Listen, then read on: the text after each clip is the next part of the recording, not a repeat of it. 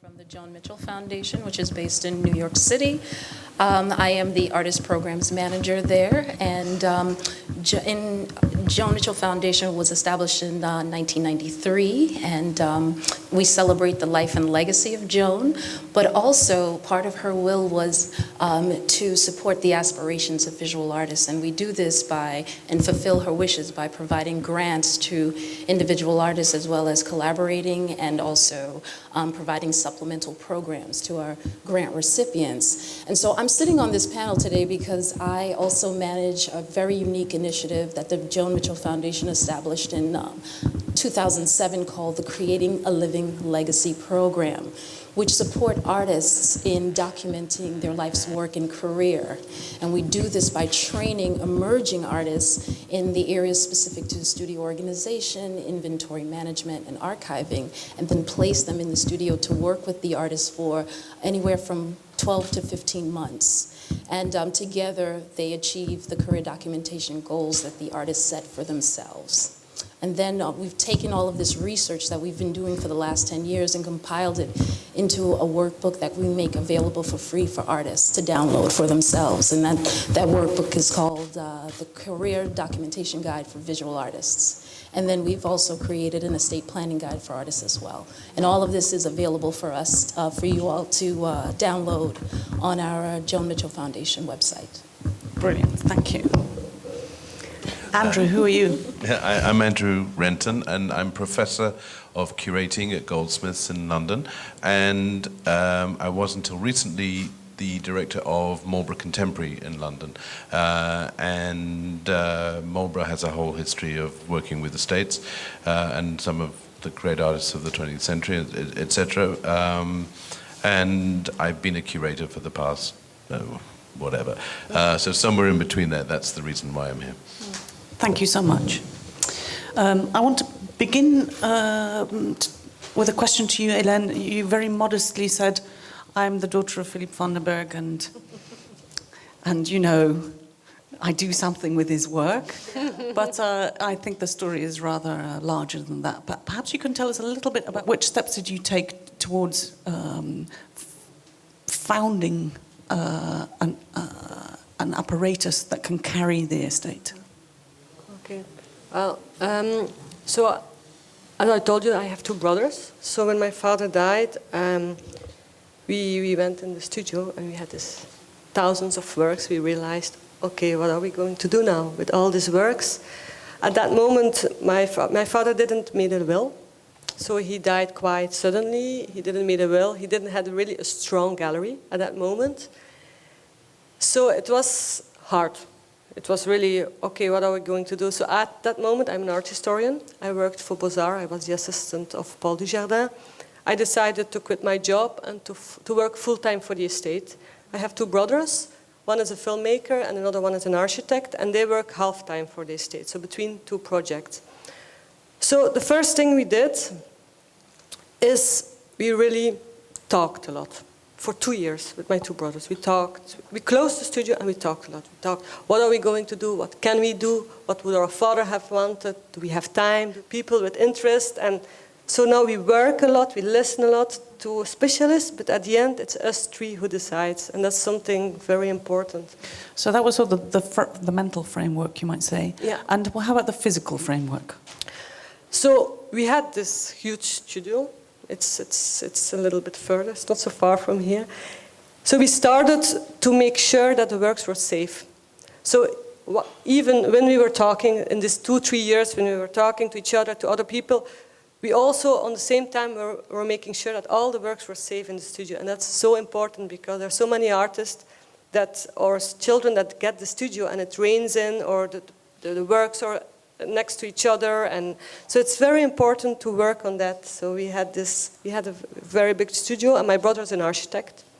That's very helpful, of course. So we made a complete new box system to put all the paintings in, the drawings, and my other brother is a photographer, filmmaker. So he photographed each single work and described it. And this is really the basic, still our basic to work. I think in Belgium we're the biggest collection of contemporary art that is completely inventoried. So it's actually, each work that you see in the studio has a complete identity card. So all the technical details, history of the provenance, history of the shows, or the books. So that's a database, yeah. So now we're getting an image, I think. We have this space, we have the studio. We see that the works are all physically safeguarded. They're neatly stored, and everything is documented. I imagine you're working also, keep Yeah. working on this documentation and collecting the data of each work.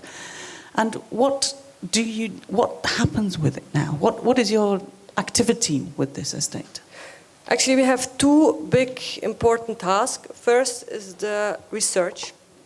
And research is really the basic for everything that will happen after. So it's research and bringing the work outside the world, outside in the world. So there's two topics. And research, it's we donate the whole archive to the University of Ghent. And in return, they have put an archivist for it for 1.5 years who cataloged the whole archive. And a good thing is that the University of Ghent, the library where the archive is, next door is the Department of the Art History. So I have a deal with the Department of the Art History that the students every year, they're obliged to work on the archive of my father. So they have two archives. They have the archive of Raoul de Keyser. So he's also a painter, but from another generation. They knew each other, but he was a bit older than my father. And now they have the archive of my father. So it's two painters. And it's great how the students are working. So students are working all the time. And then we have a lot of seminar projects. So we invite international researchers to the studio, and we talk about the work. And it's so interesting because every time again we have new lectures on the work. Because depending on their context, they see new things in the work. And I think it's so important to stimulate these new lectures on the work, because a work, my father is not there anymore, and the work now has his or her life in the world. And a strong work can dialogue with every new context. You only have to take care not to stand in between, and that's something that I always tell to estates also. Take care that you don't stand between the work and the world. And it's tough. Sometimes I hear lectures on the work of my father that I think, oh my God, my father would never say this about the work. But I have to shut up. It's necessary to shut up, because it's now not about me anymore or my father. It's about the work that has his conversation. Yeah. So that's on the research part. And then, of course, we realized, because we had a goal. We made a goal very fast with my brothers. One goal, it's one line. And everything that we do, we check with this goal. And it's to keep the work of my father alive on international level. That's the goal. So we realized if we want to keep it alive, we really need a strong gallery. We have to bring the works out, and not only by shows and books, but also by sales. So we were very lucky to be brought in contact with Hauser & Wirth, who is now representing my father worldwide, so in Los Angeles, New York, Zurich, and London. And they're really helping us on all levels. The people always think, I always say, no, it's okay, it's a big gallery, but they really work. It's not about only about sales. It's really about they help us on research, things on catalogue, raisonné. And that's a big thing. Well, for us, they help us a lot, and artists.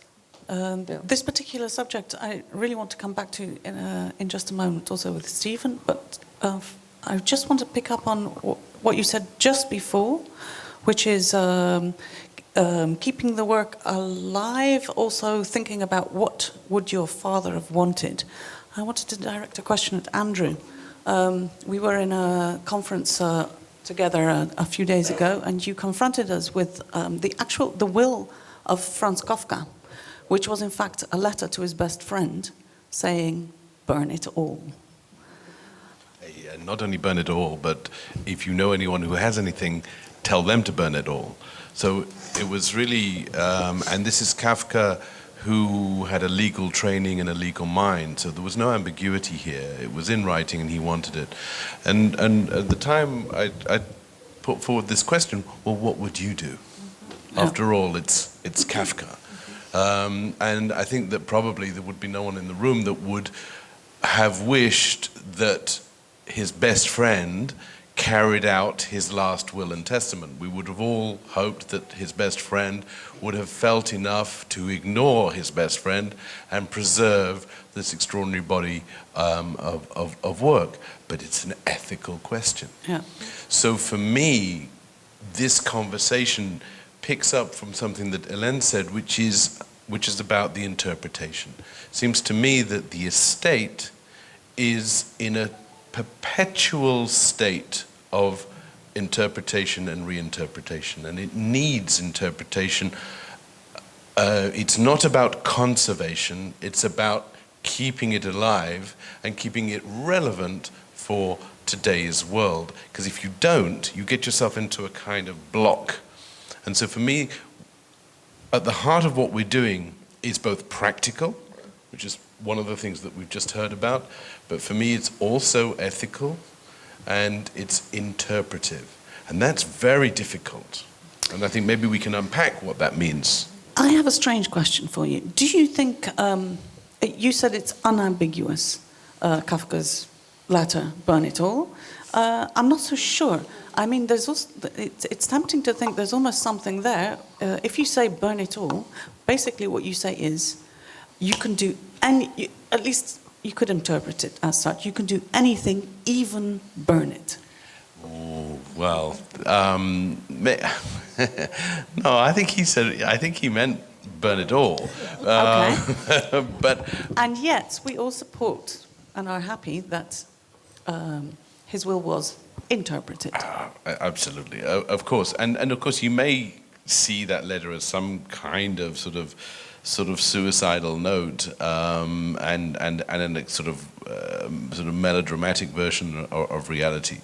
But I think that what it opens up is for me ethics, whatever we might call it. It's up to me in relation to whatever it is that I'm facing. Mm-hmm. And I think when we're dealing with an estate that comes from an artist, what we are having to negotiate is the materiality of it, which is this huge, immovable responsibility, and the fact that interpretation doesn't necessarily come with it. And whatever interpretation comes with it, we're going to have to supplement that. Yeah. And so Kafka's letter isn't the whole story. Of course. And so there has to be other things. And I think why we have such an incredible, I mean, the two cases here that we're talking about, the two estates that we're talking about, are perfect examples of how something that kind of takes on both of them in different ways have taken on a life independent of the moment where it became an estate. And so the lesson, and what was a revelation to me, was to hear about the Joan Mitchell estate, was that it anticipates becoming an estate, mm-hmm. and that she was smart enough to anticipate that, and so on. So you plant seeds anticipating something will happen, but there's lots of things that you can't anticipate. So if anyone comes, of course the ideal is that there is a manual, but every artist produces a body of work that doesn't fit the bill. And so we have to make decisions along the way. And I would argue that it's not just about who inherits, and I mean that not just in material terms, but in cultural terms, but I would argue that the legacy is from generation to generation to generation, because there are artists who, and then I would bring Stephen into this in terms of his relationship with historical figures, who move in and out of, I don't want to say fashion, exactly. Move in and out Yeah. of necessity. Yeah. Yeah. So there's a moment where, that artist is very useful for us today, mm-hmm. the context today, etc. So that these things are constantly shifting. Yes, the contemporary discourse is constantly intervening and also steering these interpretations, I think, that you're talking about. Yeah. But let's take this to Stephen. I think that's a good idea. Stephen, because the new art centre, Roche Court, is also the sole representative of the estate of Barbara Hepworth. Yep. Did she stipulate? That it was us, or Did you stipulate how her estate should be handled? Who should be handling it? How much instruction did she leave? well, it's interesting coming after your experience because you are dealing with the loss of a family member, so you have all that emotion, and it's not just about looking at the work and saying whether it's good or not. It's all the emotion of losing a loved one. The family itself is quite complicated. There is. They are involved. Families can be complicated. But one of the main things in her will, which we also had the advantage of, there was a will already. And as far as her work was concerned, she, like many other British artists, stipulated that there should be no posthumous casting whatsoever. So that the moment she died, the work was that. That's the body of work. So even if editions hadn't been fulfilled, they would never be fulfilled. And I think that in terms of managing an estate allows a certain amount of control, which does make things a bit easier. But then, of course, Roche Court is a commercial, it's a business. So managing an estate in your case means also, it's also managing this precarious balance between conservation, etc., and marketing it. How do you deal with that? Hepworth, in a way, is quite easy because she markets herself. I mean, she has the unfortunate sort of situation in always being somewhat in the shadow of Henry Moore, who, because he was a man, at exactly the same time as her, and at one stage, at least, their works were very similar. In a sense, opportunities came to him first, and she came second. And as I alluded to earlier, she wasn't as prolific as him, partly because she didn't start using bronze until a much later date. Where we can help the estate, who, in terms of research, know more about Hepworth than anybody else, and they take it on themselves to make sure every T is crossed and every I is dotted, and they make sure that anything they come across, they have maintain those records and keep up to date. One of the things we help with is, as works change hands, inevitably they do, is keeping our own meticulous records and keeping them informed as things come up on the secondary market in auction houses, or if we sell a work, we keep up to date with exactly where a particular work is. Marketing, we help organizations mount exhibitions. So, and that we can help in a number of different ways. So the Tate recently put on a large exhibition of Hepworth's work, which was one of the first retrospectives since 1968. They came to us to find out where certain works were, and because we have records, we could help them. They inevitably also asked about who might possibly fund an exhibition, so we could also put them in touch with certain collectors around the world who we thought might be able to help them, and they did. We can also help when the museum was opened in Wakefield, which is where Hepworth was born. We could also help them put up the chairman of their board for the museum, because you're in a sort of milieu, you know who's interested and who might have some sort of ability to help them. Yes, it was explained to us during the conference on Wednesday that the way it sort of works, and correct me if I'm wrong, is that there are sales. The sales help realize exhibitions, publications, etc., etc., and then this then enlarges the visibility of the work, yeah, and therefore the value augments, and then the sales can. Yeah. It's a sort of a dynamic that feeds into each other. Speaking very business-like. When we Is that started correct? working with the estate, they released a number of works which Hepworth had kept. And the stipulation for the sale was that they went to museums. Huh. So Only museums are allowed to buy the work. at that stage, at that The stage. works they released, they wanted to see placed in good museums, which has to do with the importance of the legacy of an artist. Yes. So the sales that took place initially were to major museums around the world. Following that, we started to place them in major collections. Since then, they now release very few works. They're not in a position where they need to generate funds in the same kind of way as some other estates. They don't have premises in the same kind of way, and I think one of the considerations for an estate. I mean, I used to work for the Henry Moore Foundation as well, and which is an extraordinarily wealthy estate, and was set up in the artist's own lifetime. But they have huge premises and a huge staff, and maintaining that takes a lot. In comparison, the Hepworth estate is very, very small. So they have certain premises, some of which have been passed over to the Tate now. So they only occasionally feel the need to release a work to sell it. Yeah. Let me just pick up on that to take this to Shervone. Because now we're talking about estates and artists who are known, so estates where there is a clear monetary aspect, but you also advise, collaborate with artists, helping them prepare their own work for estatehood, who are not at all necessarily in this realm.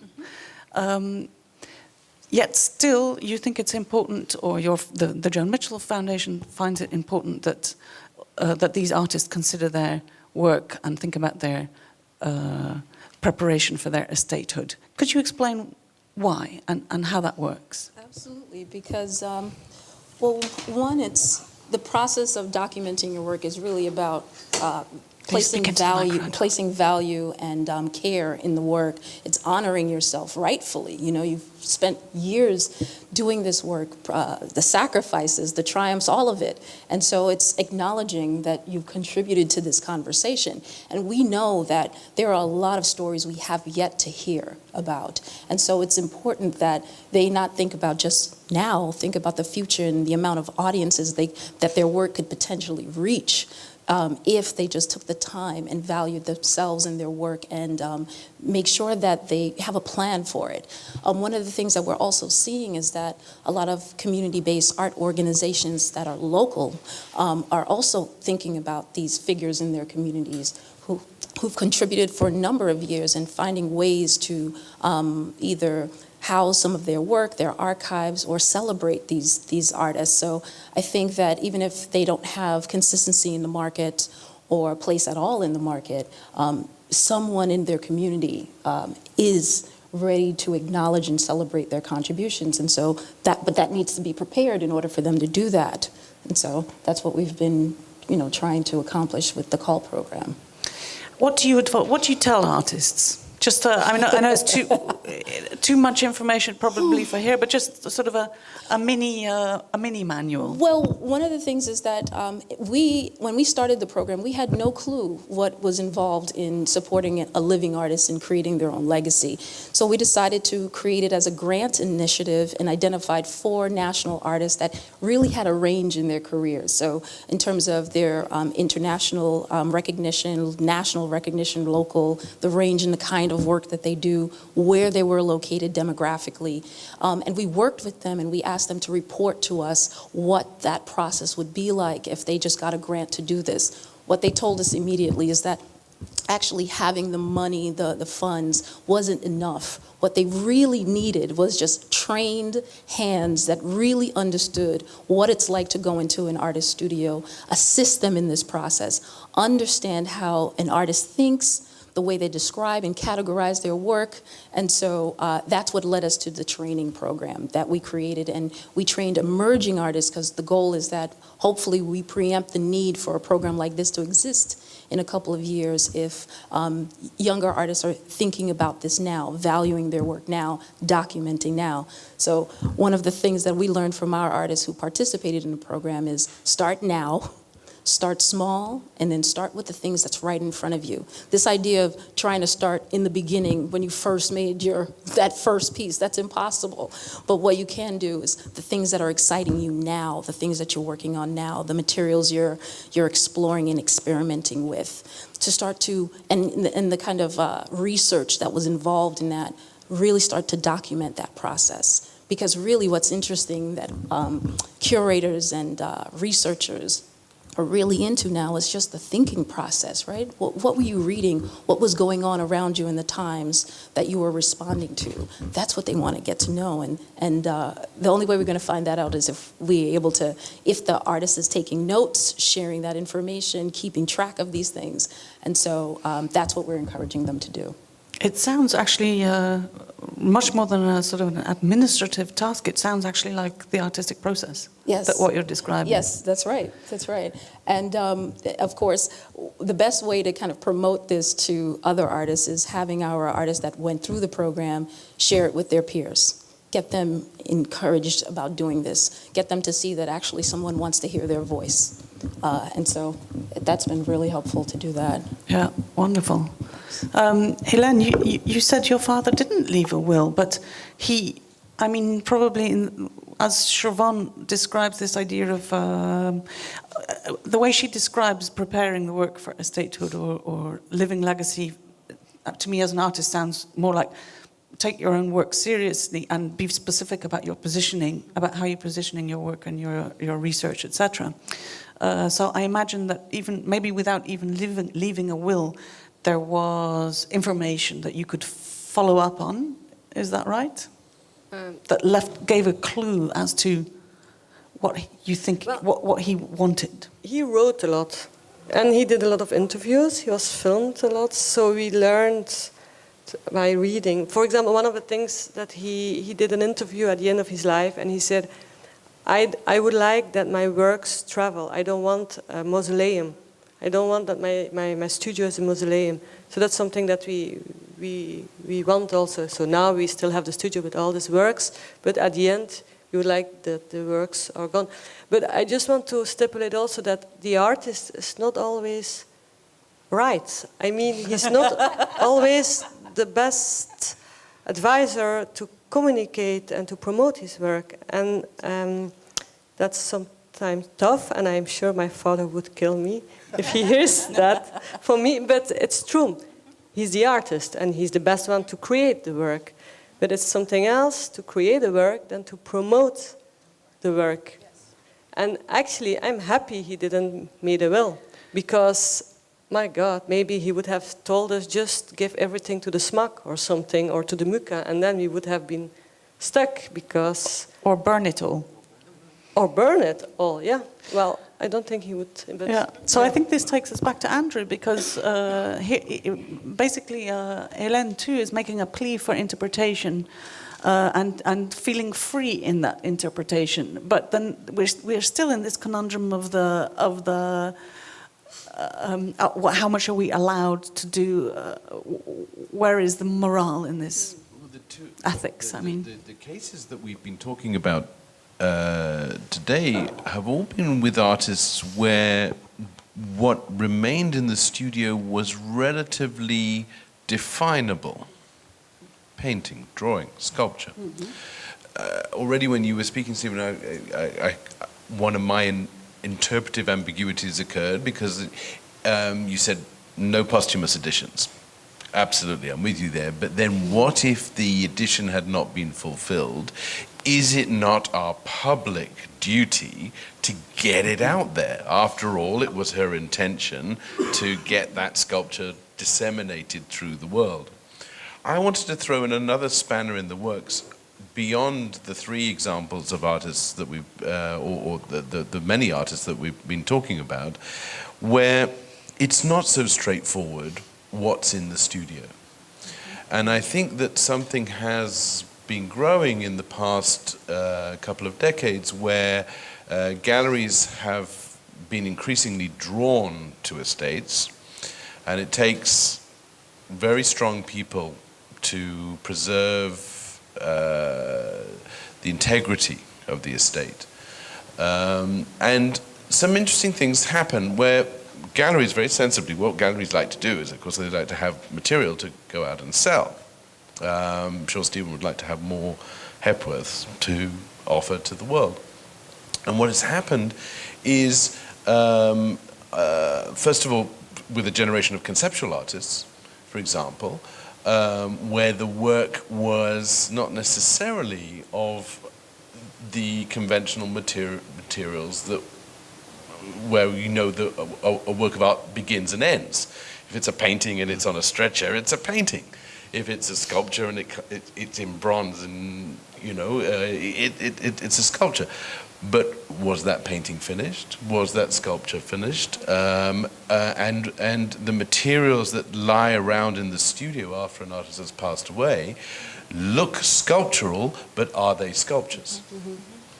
And the example that I've been thinking about a lot recently, which because it's a huge issue, would be someone like Eva Hesse, who's one of the most important artists in this brief spark of a life, a very, very brief body of work, moment. And the studio's full of stuff, but there's relatively little official work that was already out there in her lifetime. And so the works from the studio, what are now called studio pieces, euphemistically, or test pieces, are now out and about, circulating in the world in the name of that artist.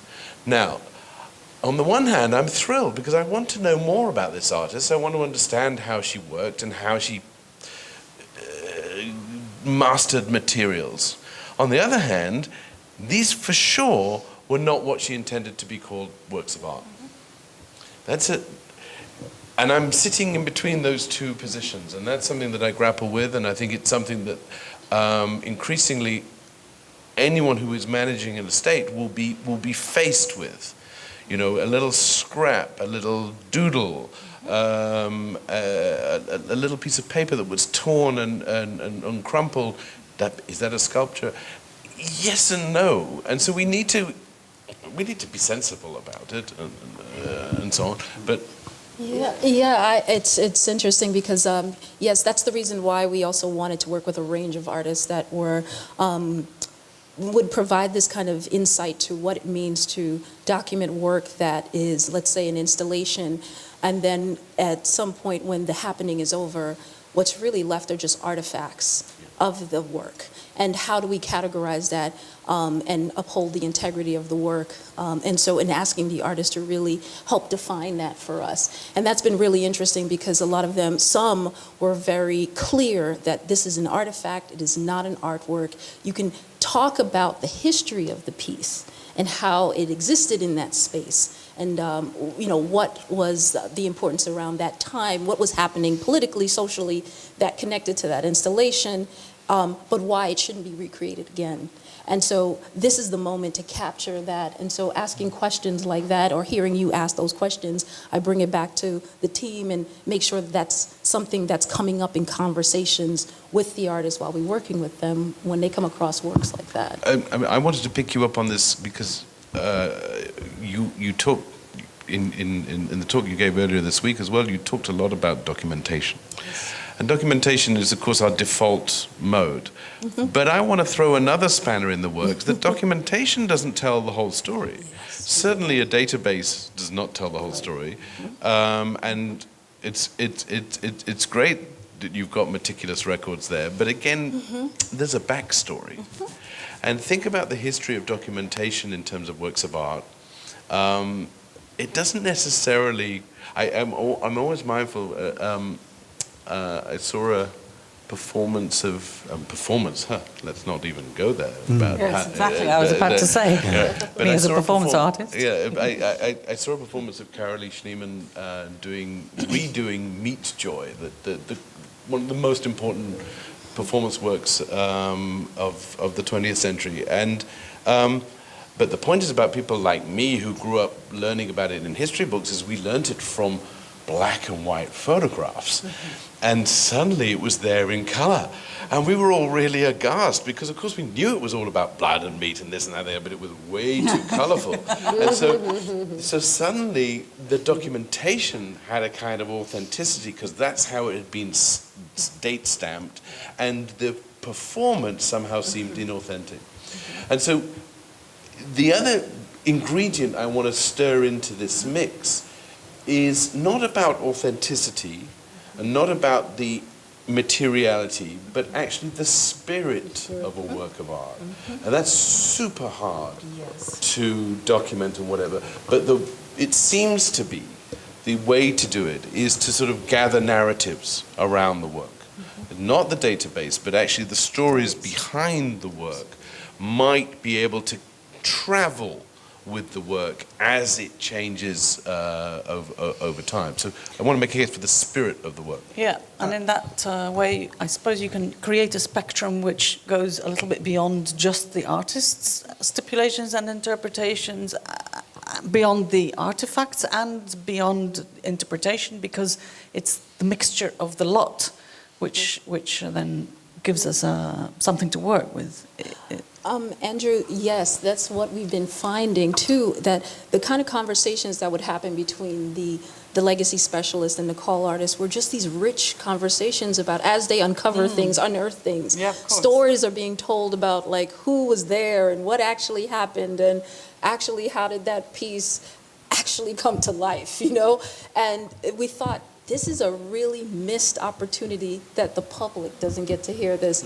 So we actually started, we partnered with another organization, Voices in Contemporary Art, and we're now hosting public conversations where the artist gets to talk about their work and their process, but then talk about what it was like to document, look back, uncover, and then, but we didn't just want it to be this one-off conversation, so we actually build in months of conversations prior to the actual public program so that the artists and the interviewers kind of know each other enough so that they can have a real honest and comfortable conversation so the stories come back to life again. And that has been like the culminating part of the work that we're doing now. Because yes, the documentation is just there. It's like the facts. But what else are we missing? But facts can help. Yes, of course. Without a doubt. Necessary. I was just thinking of an occasion when a large Hepworth was stolen from a London park. And as far as we know, has been melted down because it was more valuable as scrap than for art. And it made all the national press in Britain, and the question was, well, why can't we cast another one to replace it? And it's then annoying when an artist has said, well, no, you can't. And so you go by the letter of their will and say, well, it's gone. It can't be replaced. It can never be replaced. And so the bright side of that story was it led to a new public commission by open to contemporary artists, so it's been replaced in another way, but that particular cast of that particular work is basically gone forever. Maybe a strange question to ask, but is it so bad if things disappear? I mean, do we really have to keep everything? You know, I'm always thinking about, someone once told me, you know, the Renaissance, you know, wasn't such a good era for art. And he said, what do you mean? And he said, well, of course, what you inherit from the Renaissance is whatever has filtered down, the 0.1% of stuff. We keep what we cherish. We keep what we value. In the moment. Generations, things get destroyed. But even things that get destroyed can, I would argue, be cherished. I mean, history is full of artworks that have been destroyed and exist in some kind of ghostly form in our memory and so on.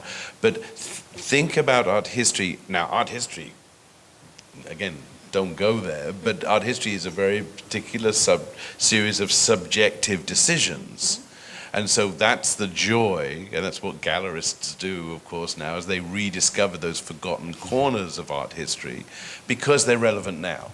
And the simplest example, for example, the whole of the 20th century, the whole of modernism was driven by male art. So the simplest thing you should do is walk around, go through your history books and see who was hanging around in that group or whatever, and see that there was an underrepresented body. 50% of the art world was underrepresented, and you can start to reconstitute history in a different way. So history has a way of filtering it out. So I would challenge you to find one, but there were probably bad paintings in the Renaissance. But it's also, I think, there seems an inability to remember everybody and everything. Yeah. I sometimes think, art history is rather cruel. Absolutely. It remembers a few, Beyond sometimes cruel. male, and the amount of artists who get forgotten, who had incredible careers, might have been very successful, were very well known, and very quickly, should they die, there might be some kind of memorial exhibition at the Tate or wherever shortly afterwards. And then you suddenly find 10, 15 years later, they have gone out of the wider consciousness. But that's that was Hélène's immediate instinct when she, facing the enormity of the estate, get some of the work out there wherever it may be. And you find that, of course, there's something very, very important about public collections and national collections and whatever. However, we all complain. I suspect I complain about the public collections in my country. I'm sure we all have our frustrations with that. But I've also noticed with my students, my curating students, who love to dive into those collections, because once the work is lodged, it can be forgotten, but it'll come back to the surface. And that's the joy of getting it out there into a collection. The question would be today whether it is actually public collections that do this, or whether it is actually the private collections that have more resources to commit to it. Yeah. I remember, sorry, just very quickly, go for it, because it's a slightly funny aside. 10 years after Victor Passmore died, I did a Victor Passmore exhibition and tried to generate some marketing and spoke to some journalists.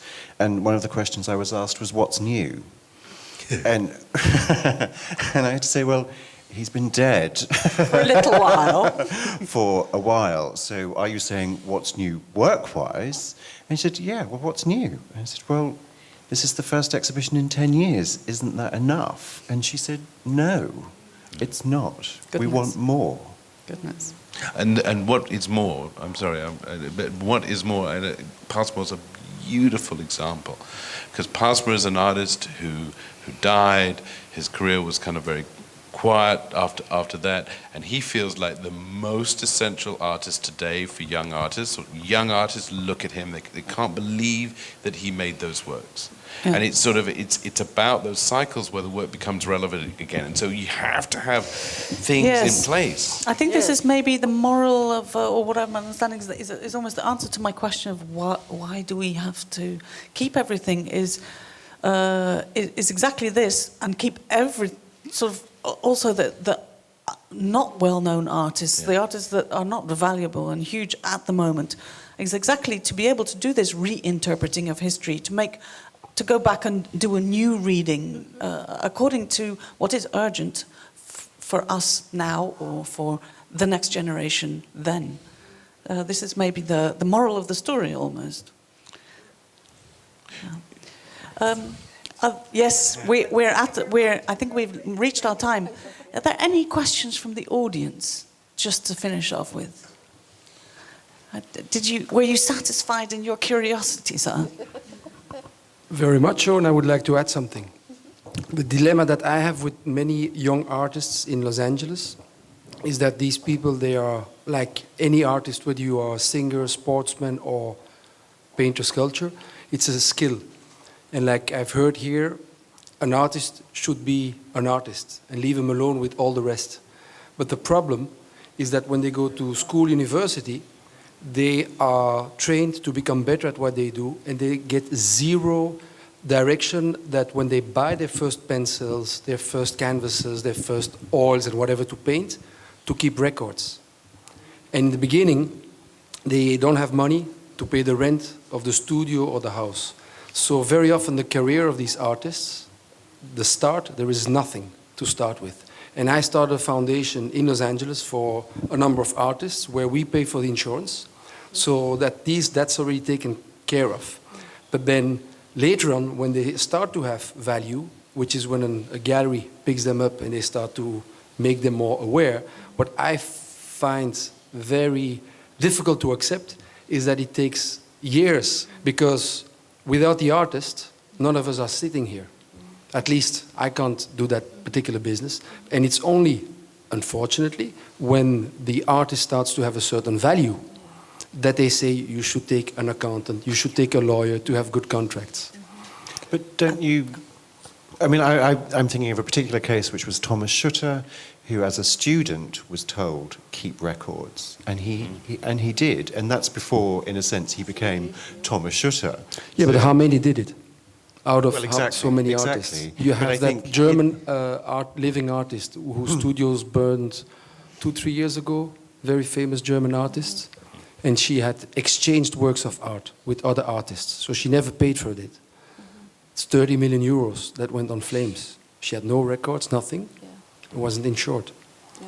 So also from my point of view, what you do is very helpful to us.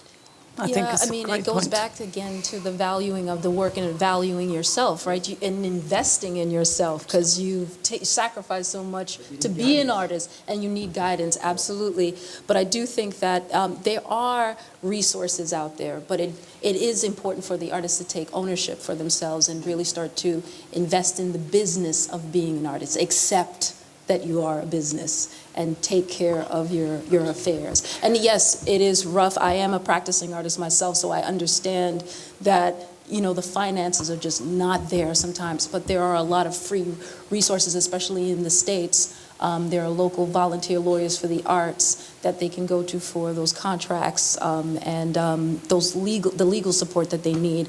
And there are a lot of art service-based agencies out there that provide support. There is organizations that provide database systems for artists. But it really it goes back to the artists valuing themselves first and realizing that they deserve to have this for themselves, good documentation. Because that's the only way they're going to get grants anyway, right? You have to have good documentation so you can apply and possibly get those grants. You have to be in the game.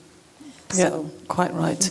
I see we have a last question. We're sort of hot on our chairs because we have a few more questions. It'll be quick. How strict are we? Are the people waiting to come in, or do we have a few moments? I don't see a queue. A couple of minutes? Okay, super. Yes.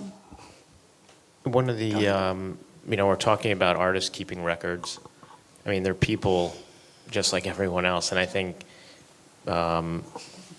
getting them to do that must be very challenging because they're creatives, and some of them are more organized than others. It's just the way human nature is.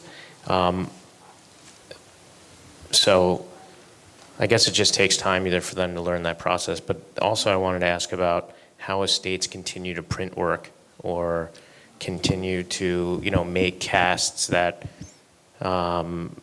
posthumously. We've seen it from, a number of estates over time, and how you think of the value of that work versus the work that might be signed by the artist in his lifetime.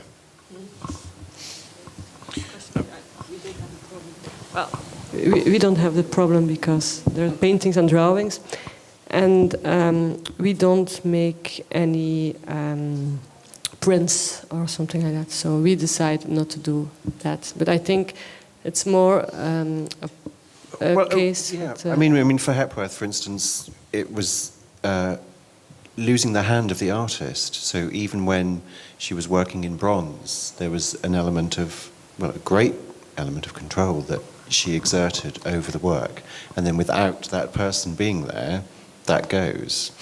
But that's a particular case, and I feel like it's right to say that in Britain, we're very, posthumous casting makes us very nervous. In other countries, it's less of an issue. Just in relation to that, I think your question is is a great question, and it's more than rhetorical. It's like, how on earth can they do this? I can think of a scenario where I could justify it, and I think one of the things is with artists where their reputation was being formed in their lifetime, but actually only really came to prominence after their lifetime.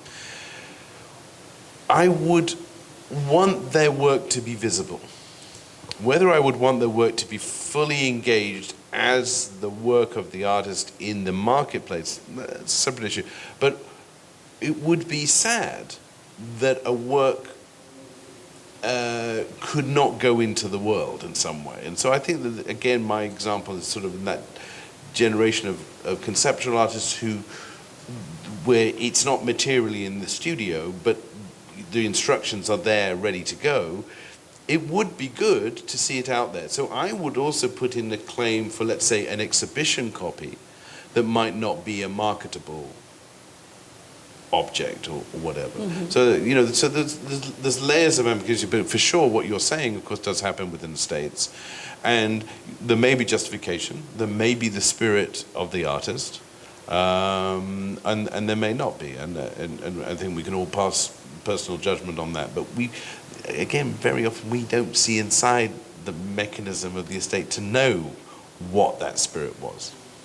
We have another question in the audience. Yes, I do have a question on, we all kind of agreed on the fact that the spirit of the artwork is very important to, in a way, document as well.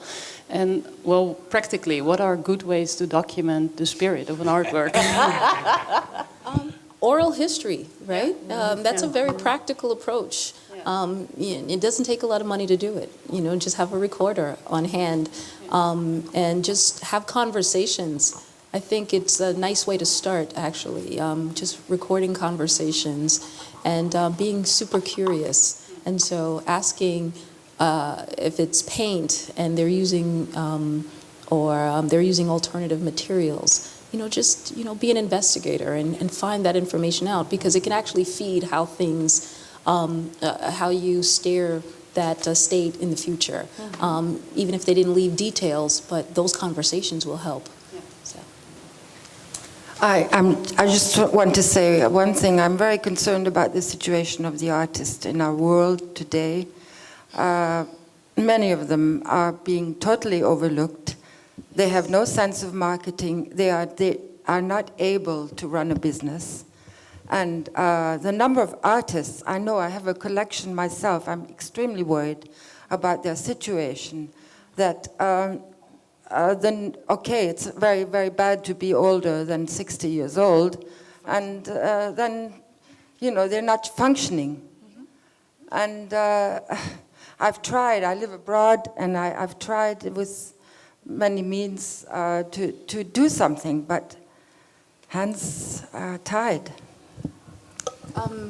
Well, in the States, there are a number of organizations that I can name that are like Creative Capital and LMCC and a host of other organizations that are very much into cultivating the business side of the artist. But you deal with 4 or 5 people. I mean, there's so many artists. No. And those organizations I'm naming, they are national, and they are not only reaching their artists through like group settings like this, but now webinars. They're trying to make sure, any international artist can participate right now in the services they provide, and they do it for really minimal fees, nominal fees. So there are a lot of organizations now that are very much in line with you about the concerns around artists not being prepared enough to handle their business affairs. Maybe there are too many artists, but the fact is that